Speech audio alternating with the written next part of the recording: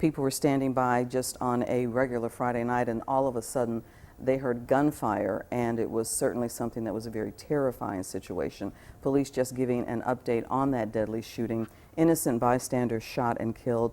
Now let's go to Stephen Dial, live in downtown Dallas, with more information on this breaking news. Stephen.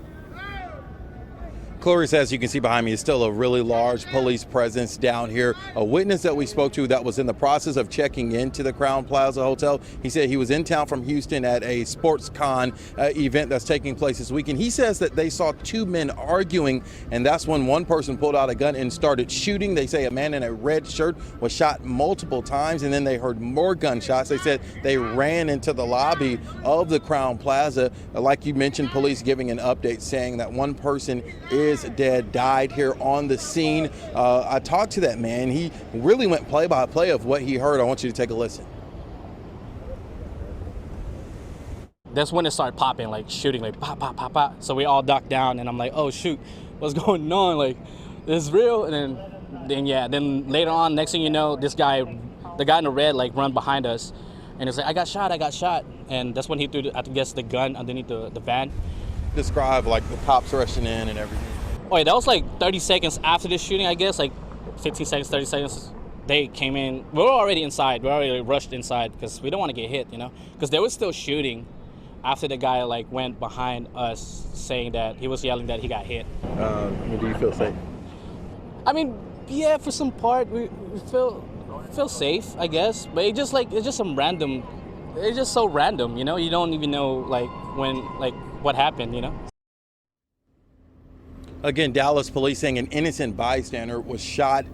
The witnesses saying that there was an argument, then multiple gunshots. Of course, Clarice, was a shooting downtown, especially this week of all weeks, July 7th. A lot of people's minds go back to 3 years ago when multiple officers were shot and killed on these very streets downtown, not far from our studios. Again, it was very frantic around the 7 o'clock hours. Like you mentioned, rush hour. A lot of people still leaving. It's Friday. A lot of people out at bars enjoying the night. And then a shooting happens. A lot of people were trying to get back into the Crown Plaza. There are a lot of events here this weekend. And so a lot of people from out of town wondering what's happening.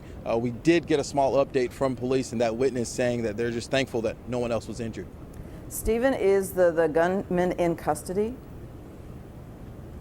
And see, that's the hard part, Clarice. We saw at least one person in handcuffs, but police not really saying if they have the shooter. I know that the witness that we talked to say that they saw what looked like a weapon being ditched somewhere. Police were running around near the Ackerd Dart stop, and we saw that at least one person was in handcuffs. So we still don't know if they're actively looking for someone or if they believe that they have their shooter.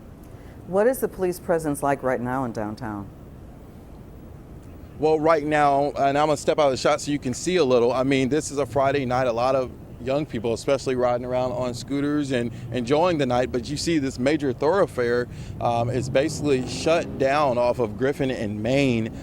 Practically about 2 or 3 blocks of Griffin is still shut down. Now, the DART train is still going, and actually this whole incident kind of happened nearby. And so still a large law enforcement presence. The public information officer saying that they're going to be out here as long as it takes. Clarice, our photographer, got here on the scene. He was one of the first people here on the scene. This is how quick police and he responded. Our live truck on the other side of where I'm standing is in the police tape because that's how quick officers responded once those gunshots rang out. Our photographer was shooting an event at City Hall and rushed down here, and his vehicle was actually in the crime scene. Wow. All right. And again, the person who was killed was the innocent bystander who was standing nearby at the bus stop, the bus station? That's correct. That's what law enforcement is telling us. And I wasn't sure which bus stop specifically because, like I said, there is such a large area roped off. So I don't know what exact bus stop, but then we did see, once I arrived here on the scene, multiple officers running towards the Ackerd Station DART stop, which is about 2 traffic lights away from our station off of Griffin. Okay, and there's a man who has been injured and taken to Baylor, but we don't know if that is another person. Was that someone involved in the argument? Was that the gunman? Is that something that we just don't have clarity on at this hour?